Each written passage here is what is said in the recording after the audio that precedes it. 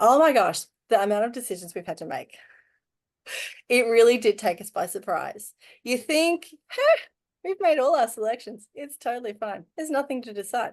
Oh my gosh, that's so wrong. There is so many moving parts on a build. There's no way you can possibly decide everything. And then even if it is really well drawn up in your plans, there's still things that a good builder will check in with you on.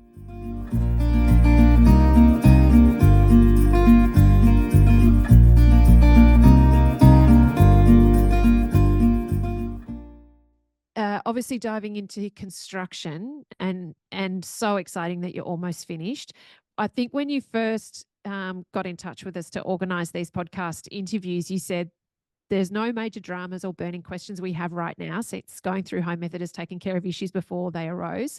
The build has been a dream, even running ahead of schedule. The design is so great. I love being in the house, even in its unformed state, because we took our time thinking through every aspect. We've made all our selections already, so now we are just sitting back watching our plans come to life. And you said for us, the UA podcast and Home Method's been so central to the success we have had. I think that that's the thing is that when you actually get prepared, construction's just like a big weekly show and tell, So I wanted to, Yes. it's like, well, this has happened and yay. And any If you're last not minute sure, questions? just check my Instagram. It's completely show and tell. Everyone's like, oh, where's the next one? Give me more. So can you let us know?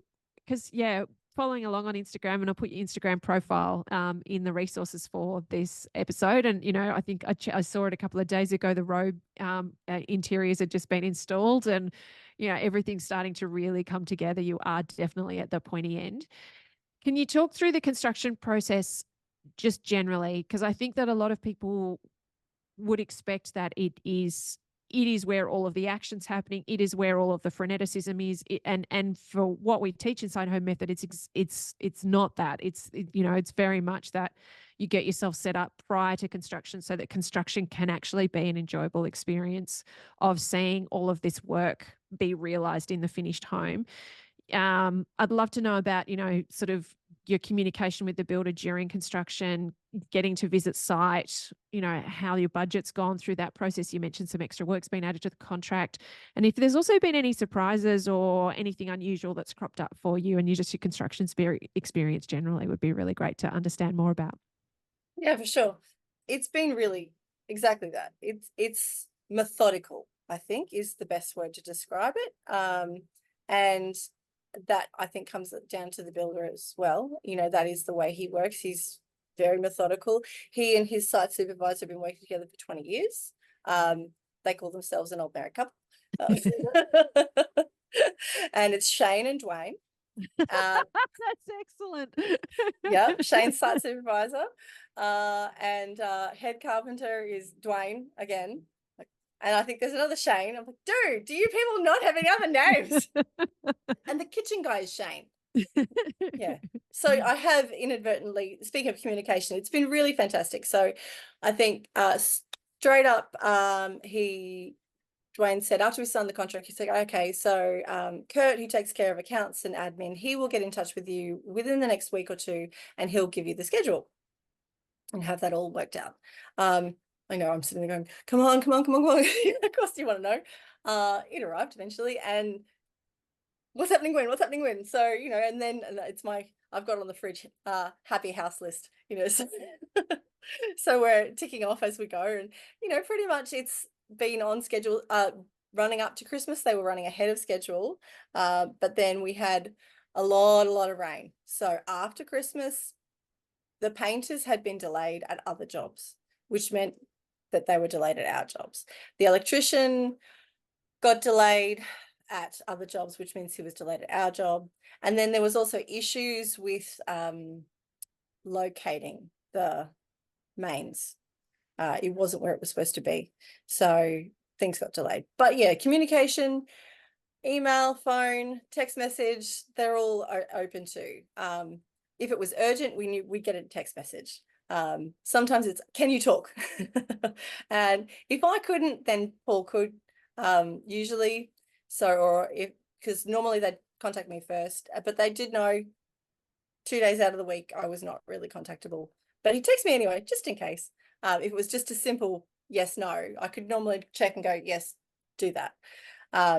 If it was a non-urgent, we'd normally get an email. So make checking emails a real priority, because you know, you never know when there's going to be something there from Dwayne or Shane or the cabinet maker, you know, or someone building a deck. What's there? What do we have to check? What do we have to okay? And oh my gosh, the amount of decisions we've had to make. It really did take us by surprise. You think, we've made all our selections. It's totally fine. There's nothing to decide. Oh my gosh, that's so wrong. There is so many moving parts on a build.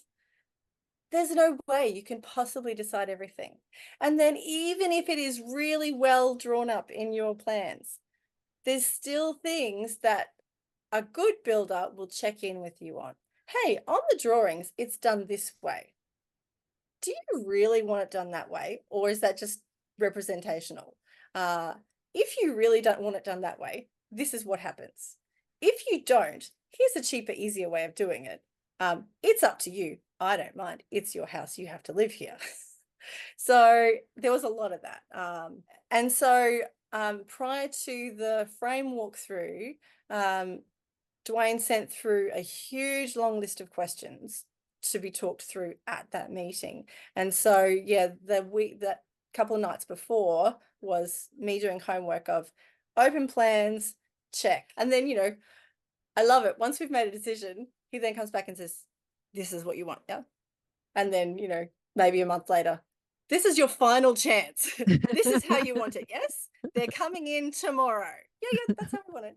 Yeah, but he really was so good about just checking in. Is this how you want it? Is this how you want it? So nothing was assumed. So good. Our previous experience with renovating was so much was assumed, and then you didn't actually get the product you want. Yes, again, everything you say in home method. So yeah, he didn't leave room for assumptions, and neither did we as well. But you know, there's so many different things that we had no idea about. Yeah.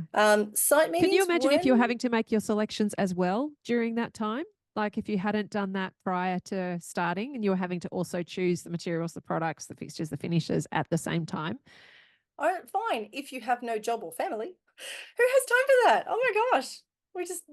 Even just making the selections took a really long time. I mean, I suppose it's different if you're going volume build, they walk you into a room, you've got an hour and a half, but still, I mean, Paul was saying the other night, I don't even know how you would manage that. How can you make a good decision with here's everything you have to choose from, go, you've got an hour and a half. How do you even walk away going, yes, we've made a coherent choice here that everything actually looks good together? Anyway. Yeah. I don't know how that works, but still, we took our time, and then we still had decisions to make.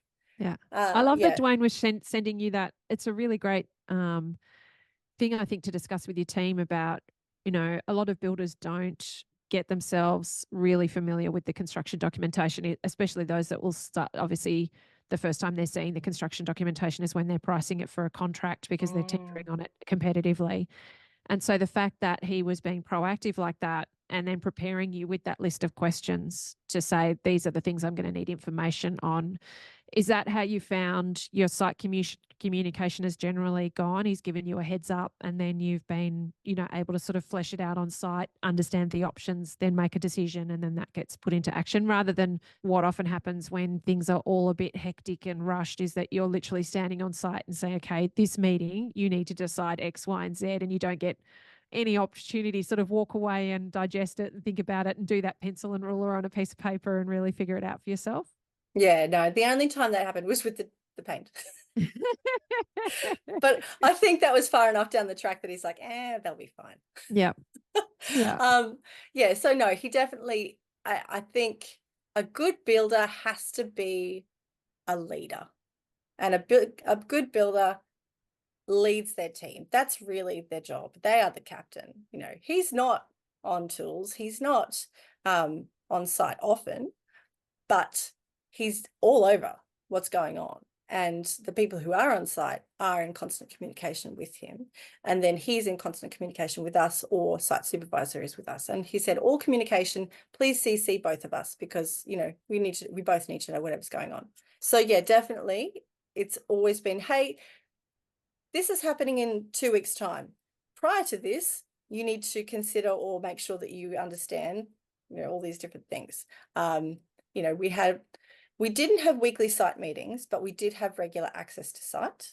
And we were encouraged too that if there was something that we saw during those regular visits that we were not sure about or that we thought was not on point, to bring them up. And so that was really great that we were encouraged to bring up, I don't know, defects, for want of a better word, as we went along, because most of the time, in fact, pretty well all the time, they already knew about them. But every time they're like, hey, thanks for letting us know. Appreciate that. We have done this, that, and the other about that. Or the reason there's nothing done about that is because we're waiting on this particular product, or yeah, this is our sort of workflow timeline that we're working to. Yeah, so communication has been really good. Site access has been really good. I love that you had a schedule. I know that we say in Home Method only work with builders who have schedules, but I know that there's lots of builders who still don't. Did you find that was really great, just in terms of you managing your expectations about where things were at, and obviously staying ahead of decision making that you needed? Yeah, definitely. I didn't actually need to go into Home Method and look at the stages of what's happening, because Dwayne kept us so well informed and he led so well through that I actually didn't have time to go and look at Home Method at the different, what's happening at different stages, to go back and check it, because I already knew, firstly. Yeah, you'd already done the work. Then he showed you the schedule, and then the schedule reinforced what you'd already learned. And yeah, so it's fantastic, isn't it? Yeah. So it's in that way, he was leading really well. He was showing us what was going on. And because of the advice that we got through Home Method, I was able to then stay on top of what we needed to do to be, on top, to not cause delays on our end and not cause problems on our end. So for those major site meetings that we had, frame stage, they sent through a list of things that we needed to check. And then because of Home Method, we also knew things that we needed to check. So I don't know, 3 hours the night before, sticky noting and tagging and asking questions on, all 3 different pages of this, and making notes of exactly the heights that I wanted the towel rails to be and the handrails to be and things like that, so that when I got to site, I was able to say, yes, I want hand towel rails 1400 off the floor. And I wasn't there going, oh, I don't know, what's good? What do you normally do? I don't know. So I went around the house and I went, well, I don't like this one. What height is that one on? Okay. I went around the house I'm in currently, that is, not our new good house. Yeah. And then the next day, having my big documentation, Shane, site supervisor, like, geez, you're organized. I said, I'm forgetful. I'm not organized, I'm forgetful. And there's no way I would cover everything if I didn't write all these notes down. And there's no way that I could give you everything that you need if I didn't write all this down. And they appreciated that so much. It just meant from then on, that site, that frame visit sets up the flow from there on. And because that was framing, electrical, and cabinetry all in one visit. Huge. We did separate for that, Paul and I let him do electrical. I shouldn't say I let him. I said, you're an electrician, you go do electrical with the electrician. But then afterwards, yeah, there was a few things that I'm like, you did what? It doesn't on the plan. That's not on the plan. He's like, oh, I don't know. It just seemed good at the, like, but he's like, too late. Don't argue. It's too late. Stop trying to make life hard. Like, anyway. Yeah, so you did cabinetry, you got all the cabinetry done the way you wanted. Joy of building and renovating as a couple, hey? Oh, yeah. It's been good for our marriage. It's good. Yeah. Have there been any surprises along the way? The 2 major surprises in terms of construction came as a result of them not being very well detailed in the spec or the schedule. For me, I was relieved because of that. I was relieved that was the reason, because I went, oh, it's not my fault. Yes, I missed this, but I missed it for a reason, because it's not clearly labeled. It's not clearly laid out. So the first thing was, and I think we talked about this last time, was that I wanted the floors to be flush, the sills to be flush with the floor. so that there was no major step over. That's right. Also, it rebated. I wanted them rebated in the slab. But, you know, that's a really early decision that has to be made at slab stage. It wasn't in the documents that either way, or if it was written as a code that I didn't understand, not being a builder. And it was in my brief. I brought it up with both of them. They both went, yep, both designer and builder went, yep, made notes. So what can you do? And then it comes time, we're at the frame stage walkthrough, and I said, hey, Shane, just checking. These sills here, they're rebated, yeah? He's like, no. Do you want them to be? I said, yes. He's like, and bless Dwayne, it freaked him right out. He went through all of our communications. He tried to find where I'd said that I wanted them rebated. And it had been in a meeting that he'd made a note on something. So of course he wouldn't find it in email communications. He's like, is it my fault? Is it my fault? I don't think it's anyone's fault at this point. And so he was so accommodating. He met us on site. He said, when can you meet? I'll meet you tomorrow, 6 o'clock in the morning. Okay. Okay. He knows I'm not much of a morning person. At least not for meetings. I can get up at 6, but geez, presentable and meet with somebody. That's caffeinated, I'll be fine. Yeah. Exactly. Yeah. So he met with us on site. He walked through, he said, right, if you want to rebate, this is what will happen. It has flow on effect with this. So it will slow down the timeline in terms of this, that, and the other. But if you want to do this, we will do this. And this is how much it will cost you extra. It was a variation, but he did it at cost and he didn't put his margin on top. That's not standard, people. Yeah, no. Yeah. That's a builder trying to figure out how do we resolve this knowing that legally they don't have to do it that way, but trying to obviously smooth things through. So yeah. Yeah. And so he's been really great like that. The other main hiccup was to do with the robe. So when we had robe fit out, in the design, there is a cupboard in the media room. And I just went, it's a cupboard. It's going to have shelves and doors. I missed in all of the decisions that it had sliding doors, or it didn't tweak, or I think I just figured they'd be just plain sliders, just regular sliders. In the spec, it just said cupboards, and it didn't say which cupboards. It just said wardrobes it just said wardrobes, I think, or robes. But so it had no detail about this particular cupboard.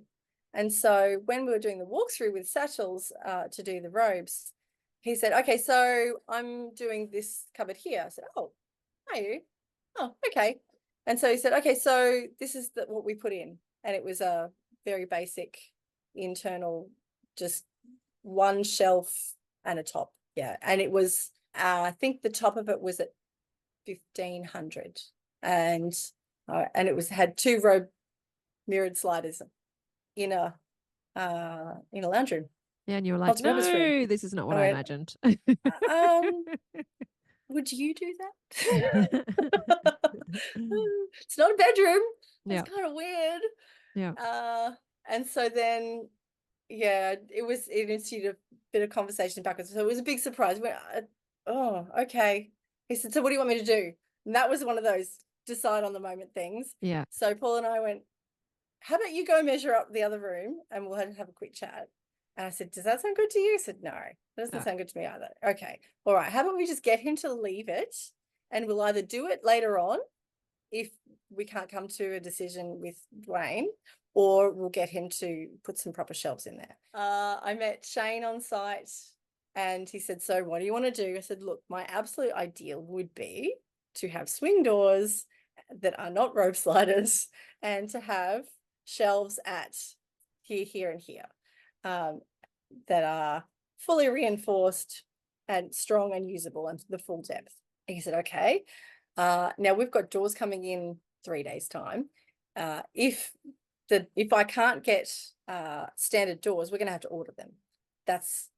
So it means that, $100 door is going to cost you $400, $600, $800. It actually, and at the end of it, he's saying, if we do this the way you want to do it, it's probably going to cost you an extra 1,000 plus.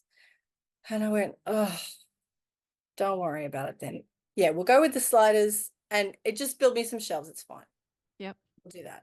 And then, so they said, okay, that's fine. We'll get our carpenters back. We'll get him to build it shelves. And then bless Dwayne, he's so lovely. He said to Dwayne, Shane said to Dwayne, look, if we've got our carpenters going in there, why can't we just put doors on for her? So they rang Paul, because I think I must have been busy at work that day. And then said, okay, this is what we can do for you. And it'll cost you the same as if we just put the sliders on. Because I think in the end I went, I'll go with glass rather than mirror, because it'll be a bit extra, but at least it won't look stupid. And then, so they went ahead and did it. I think at the next site visit, we're just wandering around. I didn't even bother going near the multipurpose room. And I think I walked straight past. Paul's like, had his phone out at that point. Waiting to film the reaction, was he? Yes. It's like, so hey Jan, turn around. He's like, look in here. Turn around. Oh my gosh. Oh my gosh. It was so beautiful that they turned this into something that was, every time I open that cupboard and get out a board game or put, Yeah. blankets in there or whatever, I'm gonna go, I love you, Shane and Dwayne. Oh, that's So awesome. there was a couple surprises in terms of the build, but they were not dreadful shocks. And Dwayne even got back and said, look, yes, I can see why this has turned into an issue, because it wasn't well detailed. Because I think I said, where is this detailed? I'm completely surprised by this. I don't see this anywhere in the schedule, how it's being detailed. She said, oh, it's under number 5, under the schedule, whatever. I said, but it just says robes. Yeah. He's like, oh, yes, I do. Yeah, okay, that is fair enough. That is a Yeah. bit of a problem. Not a problem for me, because I know what it is, but a problem for you. And so, how do you think this would have gone or been different without home method? You've mentioned a couple of things along the way. Obviously, you've now got the benefit of this hindsight, having used the program to navigate a very long duration of your project. How do you think it would have been if you hadn't had home method in your arsenal of tools and resources? Oh man, it would have been so hard. I can't even imagine, Amelia, honestly. Just so if we had never have even found your podcast, we would have just gone volume build. And then I would have got a fairly ho-hum house, I think, that did the job. And I liked it, but it wasn't like, oh, this is everything I ever dreamed to be. We found the podcast, we decided to go custom, and we decided to go architect as a result of the podcast. We found our architect, building designer as a result of the podcast. Somewhere in there, we joined the home method. It's really, I just can't even imagine, because the checklists on how to choose your builder, oh, so useful. How to choose your designer, so useful, because we did talk to other designers, not just Aaron. Just, yeah, super duper useful. And I can't imagine. It just would have been horrible. I would have just been feeling my way in the dark the entire time. I would have been completely reliant on the professionals. I would have not been brave enough to ask the questions that I asked. I would not have been brave enough to push back on the things that I pushed back on. I would have just accepted the things that we'd been told. And then I wouldn't have the house I've got. Definitely not. I would have had lots of budget overruns and variations, and I don't know.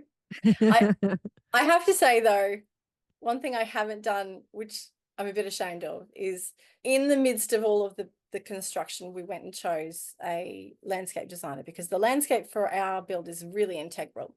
And we were hoping to have the interior courtyard completely landscaped before moving in. It hasn't worked that way due to just timings of different things. And then we can't touch the backyard because we've got easements and constraints on no touchy. Before certifications, once certification goes, then we can put some gardening in and things like that. So probably should have used home method processes for the same thing. It just, I don't know, it's weird, because choosing a designer for your home is one thing, and then choosing a designer for your garden feels like a completely different thing, but it is the same thing. But we didn't use the same processes. We went purely by recommendation. We did ask questions, but I didn't check the checklist. And you know where this is going, don't you? I do. I can imagine. So And then, yeah, I feel, and then we ended up having to direct it a lot more and lead the process a lot more than we wanted to. And then when we didn't lead the process, things went wrong. And then we were told that, well, you've completely changed the brief. When I came back and said, hey, this stuff that you've given us back, it wasn't what we wanted, and it's way beyond the brief, and it's too expensive and we can't afford it, and it impinges on the easement, so we can't even build it. And she's like, you've just changed the brief. I said, I don't think I've changed the brief. It is all in the brief. You told me this is the best brief you've ever seen. Yeah, so now we have a design. And I think, look, the best thing would have been is if at concept stage, then we had to have had a meeting. If she had rang us and said, hey, we finished the concept. I know you focused on the courtyard, but I've done the concept for the whole front, inside and out. Let's have a meeting. Let's talk through everything. But that didn't happen. And there was, again, Christmas, there was that shutdown period.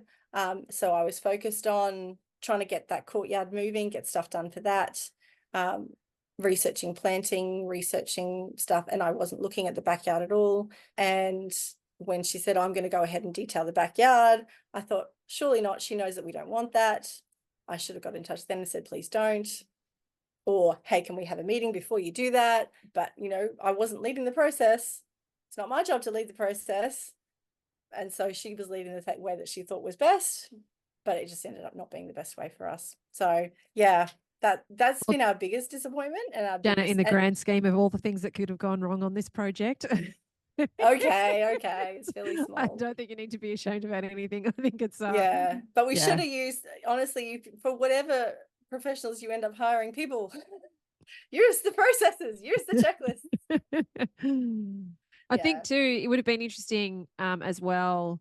Landscape designers usually want to become involved in the project actually at the point of designing of the building itself and being involved from that collaborative point. And a lot of people do put it off because landscaping is always parked as this, I can spend that money later when I know that I've got enough money to do all of the other things that I want to get done before then.